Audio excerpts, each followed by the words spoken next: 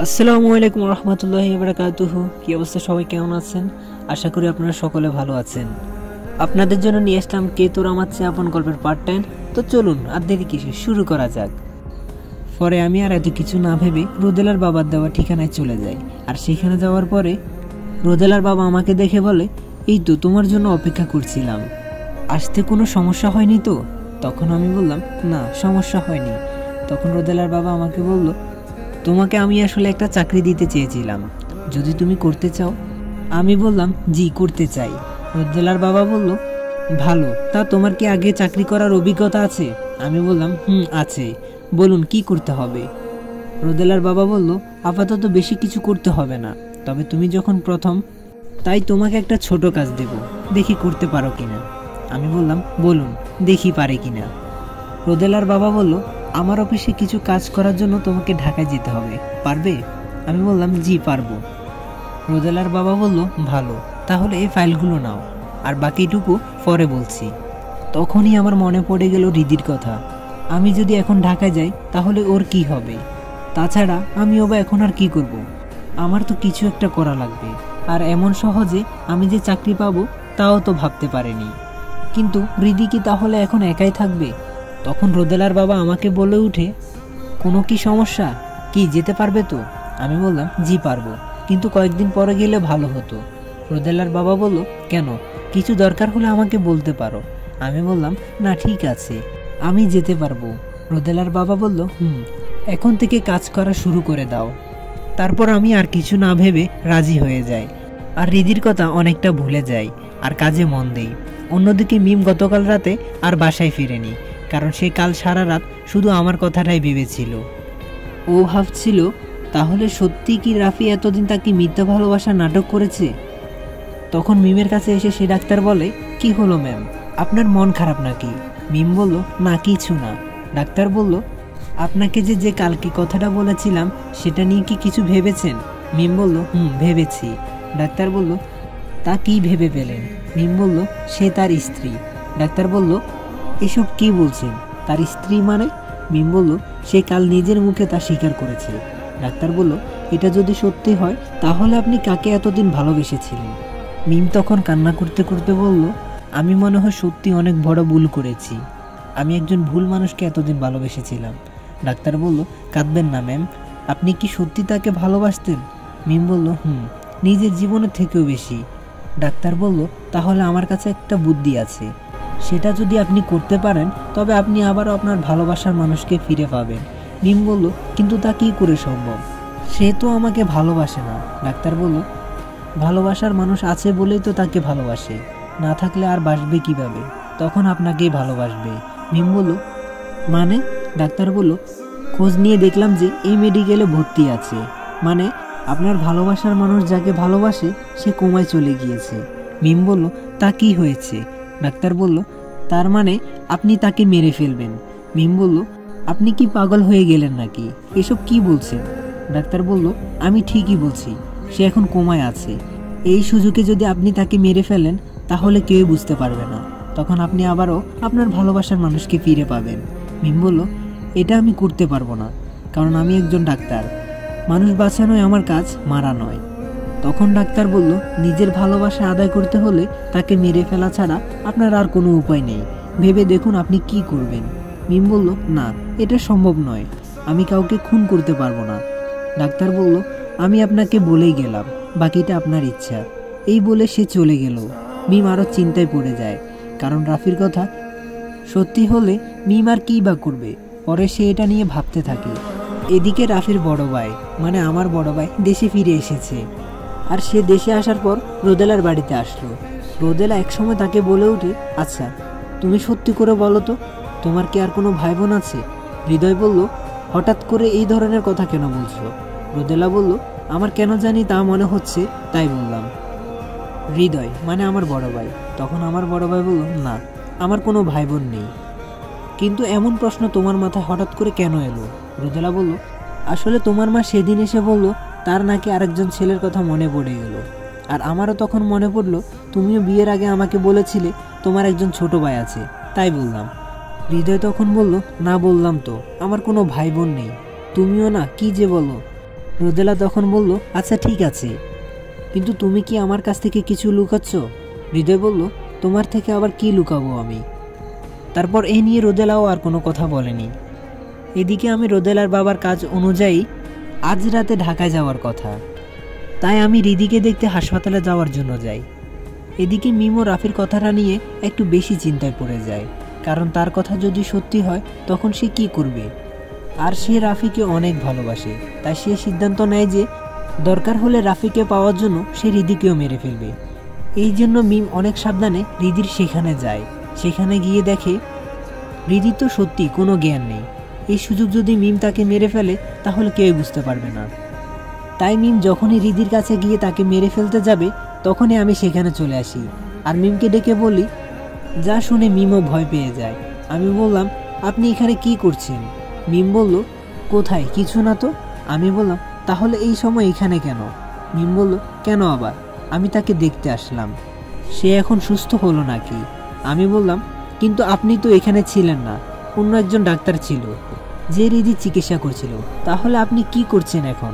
মিম বলল, ওর নাম তাহলে রিদি। আমি বললাম, তা আপনার জেনে কি? আর আমি আপনাকে বলেছি আপনার সাথে আমার কোনো সম্পর্ক নেই। মিম বলল, কিন্তু আমি যে তোমাকে অনেক ভালোবাসি, তোমাকে ছাড়া বাঁচব না আমি।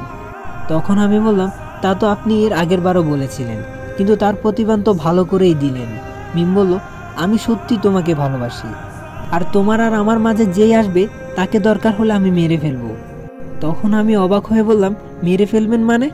মিম তখন বলল, মেরে ফেলবো মানে তুমি যদি আমাকে না ভালোবাসো তাহলে আমি দিদিকে মেরে ফেলবো। তখন আমি বললাম, আপনি এসব কি বলছেন? একজন ডাক্তার হয়ে আপনি একজন মানুষকে মেরে ফেলার কথা চিন্তা করলেন কিভাবে? মিম বলল, কেন? আমি আমার ভালোবাসা না পেলে সে কেন পাবে? তখন আমি বললাম, প্লিজ মিম, আপনি বোঝার চেষ্টা করুন, আমার সাথে আপনার যায় না, আর আপনার তো সাজিদের সাথে বিয়ে হওয়ার কথা, প্লিজ এমন পাগলামি করিয়েন না। মিম তখন বলল, আমি এত কিছু বুঝি না, তুমি আমার সাথে মিথ্যে ভালোবাসার নাটক করেছো, আর এখন তুমি আমাকে ছেড়ে অন্য আরেকজনকে বিয়ে করছো, আর আমি কি তা মেনে নেব? আমি তখন বললাম, আমি একসময় আপনাকে সত্যি অনেক ভালোবাসতাম, আর আমি আপনাকে মিথ্যা কথা বলেছি যে হৃদি আমার স্ত্রী, কারণ আমি সবসময় আপনার থেকে দূরে থাকতে চেয়েছি। কিন্তু যেদিন আমি আপনাকে সাজিদের সাথে অন্তরঙ্গ অবস্থায় দেখেছি সেদিন আর নিজেকে ঠিক রাখতে পারিনি। সেদিন থেকে আপনার জন্য আমার মনে শুধু ঘৃণায় জন্মেছে, বুঝলেন? মিম তখন বলল, তোমার দুটো পায়ে ধরি, আমার কথা বিশ্বাস করো, আমি এসব কিছু নিজের ইচ্ছে করিনি, সে আমাকে বাধ্য করেছিল এইসব করতে। তখন আমি আবার বললাম, প্লিজ আপনি আমাকে ভুলে যান, নতুনভাবে জীবনটা শুরু করেন। মিম বলল, এটা হতে পারে না, আমি তোমাকে নিজের জীবনের চেয়েও বেশি ভালোবেসে ফেলেছি। আমি বললাম, কিন্তু আমি আর আপনাকে ভালোবাসি না, আর আপনার কাছে অনুরোধ শুধু এটাই থাকবে যে আপনি প্লিজ রিদিকে কিছু করবেন না, কারণ তার সাথে আমার কোনো সম্পর্ক নেই। এই বলে সেখান থেকে আমি চলে যাই। তারপর ঢাকা যাওয়ার জন্য রওনা দিলাম। এরপরে আমি অনেক সময় পর ঢাকায় পৌঁছে যাই। ফরিদপুর থেকে ঢাকা যেতে 3 ঘন্টা সময় লাগে। তারপর আমার কাজ অনুযায়ী সব কাজ করি, আর এতে করে প্রায় রাত 12টা পার হয়ে যায়। আর সেই সময় কোনো বাসাও ছিল না, আমি কোথায় থাকবো সেটাই চিন্তা করছি, কারণ সকালের আগে আমি কোনো বাসাও পাবো না, তাই আমার কোথাও অপেক্ষা করতে হবে। তো এভাবে আমি সেই নির্জন রাস্তায় হাঁটছি। তখনই আমি সামনে ঝাপসা আলোতে দেখতে পাই যে একজন মেয়ে সামনে থাকা একটা ব্রিজের উপর উঠেছে আর সেখান থেকে লাফ দিবে। এটা দেখে আমি তাড়াতাড়ি দৌড়ে সেখানে গিয়ে তাকে সেই ব্রিজের ওপর থেকে নামাই। তারপর আমি তাকে বললাম, আপনি এখন কি করতে যাচ্ছিলেন? দেখছেন না এখান থেকে পড়লে আপনি মারা যাবেন? মেয়েটি বলল, হ্যাঁ আমি মারা যেতেই চাই। কেন আপনি আমাকে বাঁচালেন? আমি মরে যেতে চাই, আমার মারা যাওয়াটা খুবই দরকার। আমি বললাম, কেন আপনি মারা যেতে চান? মেয়েটি তখন বলল, আমি কাউকে বলতে চাই না, আমাকে মরতে দিন। আমি তখন বললাম, মারা গেলে কি আপনার সব সমস্যার সমাধান হবে? মেয়েটি তখন কান্না করতে করতে বলল, মারা যাওয়াটা ছাড়া আমার আর কোনো উপায় নেই, কারণ আমি নিঃস্ব, আমার বেঁচে থাকার মতো আর কিছুই নেই। তখন আমি বললাম, আপনি আগে শান্ত হন, আমাকে বলুন আপনার সমস্যা কি। মেয়েটি তখন বলল, আপনাকে বলে কি হবে, আপনি কি আমার সমস্যার সমাধান করতে পারবেন? তখন আমি বললাম, যদি পারি। মেয়েটি তখন হাসতে থাকলো। তখন আমি বললাম, এ কি, আপনি হাসছেন কেন? মেয়েটি বলল, কি দিয়ে আমার সমস্যার সমাধান করবেন? এর চেয়ে আমাকে মরতে দিন। আমি এত কষ্টের চেয়ে শান্তিতে মরতে চাই।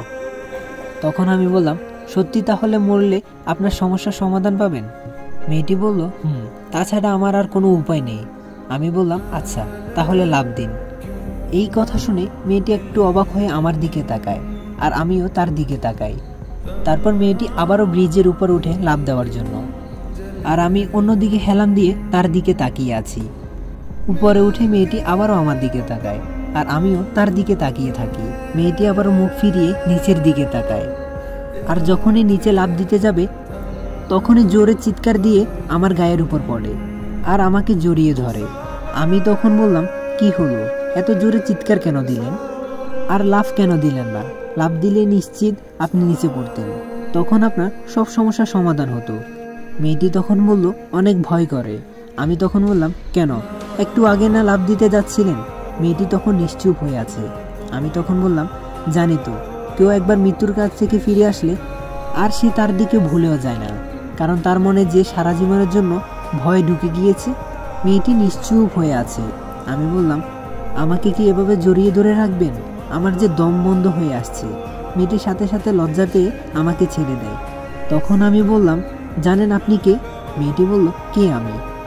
তখন আমি বললাম, আপনি একজন রূপসী। যেমন আপনি দেখতে অসম্ভব সুন্দর, যেমন আপনার চোখ, তেমন আপনার কণ্ঠ মিষ্টি, তেমনই আপনার কষ্টগুলোও মিষ্টি। মেয়েটি বলল, মানে? আমি বললাম, মানে আবার কি? একটু আগে যেই মেয়েটি মারা যাওয়ার জন্য লাফ দিতে যাচ্ছিল, সে এখন ভয়ে আর সেদিকে তাকাচ্ছেই না। মেয়েটি বলল, আমি মারা গেলে কি আপনি খুশি হতেন? আমি বললাম, যদি ভাবেন তাই। এরপর আমি একপাশে দূরে গিয়ে বসি, আর মেয়েটি সেখানে দাঁড়িয়ে আছে। অনেক সময় পর মেয়েটি আমার পাশে এসে বসে, আর আমি তখন দেখতে পারি যে মেয়েটি কান্না করছে। তা দেখে আমি বললাম, এ কি, আবার কাঁদছেন কেন? যদি বেশি সমস্যা হয় তবে লাফ দিন। মেয়েটি বলল, আপনি খালি আমাকে নিয়ে মজা করছেন, তাই না? আমাকে কি পেয়েছেন? আমি বললাম, কই কিছু না তো। মেয়েটি বলল, আমার কষ্ট কেউ বুঝলো না, এই পৃথিবী আমায় চায় না। আমি বললাম, তা কেন মরতে যাচ্ছিলেন জানতে পারি? যদি আপনি বলতে চান। মেয়েটি নিশ্চুপ হয়ে আছে। আমি বললাম, আচ্ছা যান, সমস্যার কথা বলা লাগবে না, তাহলে নামটা বলেন। নাম বললে তো সমস্যা নেই। মেয়েটি বলল, আমার নাম ঋতু। তো গাইস, ভিডিওটি যদি ভালো লেগে থাকে তাহলে সাবস্ক্রাইব করে বেল আইকনটি প্রেস করে দিবেন, আর যদি পরের পার্ট লাগে তাহলে এখনই ফটাফট কমেন্ট করে জানিয়ে দিন। ততক্ষণ পর্যন্ত সবাই ভালো থাকবেন, সুস্থ থাকবেন। খোদা হাফেজ।